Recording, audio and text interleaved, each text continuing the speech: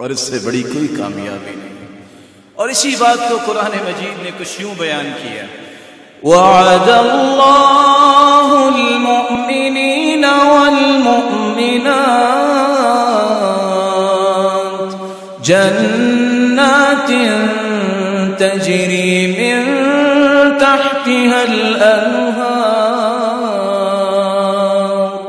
خالدین فیہا ابدا خالدین فیہا ومساکن طیبة فی جنات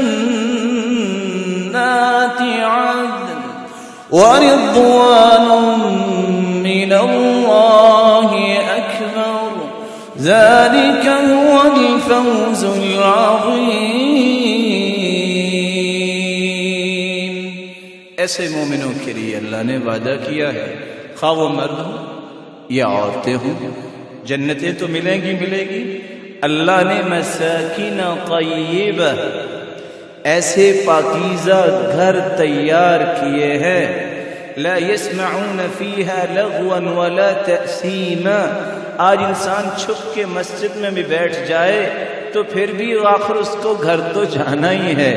رستے میں کتنی گالیاں سننے کو ملتی ہیں، لوگوں کے جھگڑے سنتے ہیں، لوگ کسی کی غیبت کر رہے ہیں، لیکن قرآن کہتا ہے قیامت کے دن کوئی لغو بات وہاں نہیں سنو گے۔ لا يسمعون فيها لغوا ولا تأثیما، نہ گناہ کی کوئی بات ہوگی۔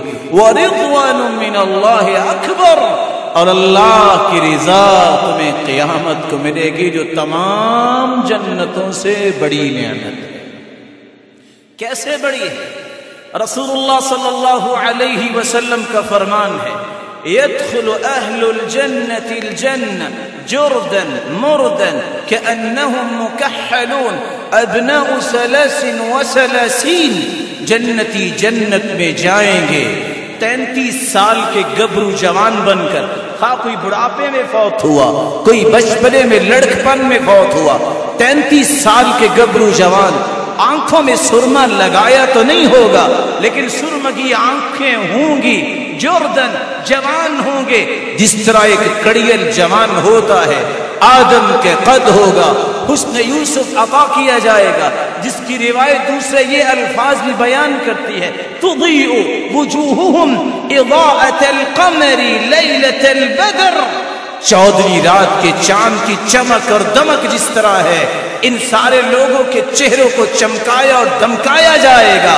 اور ہوں گے کتنے؟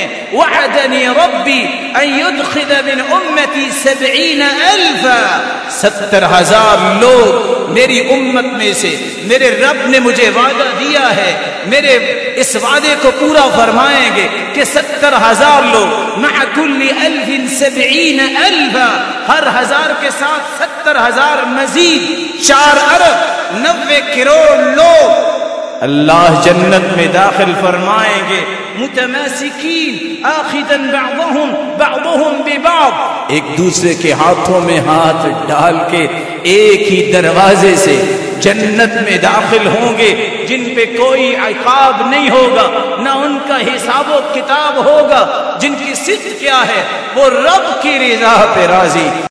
دین کی بات پھیلانا صدقہ جاریہ ہے، ثواب کی نیت سے ویڈیو کو شیئر ضرور کیجیے۔ جزاک اللہ۔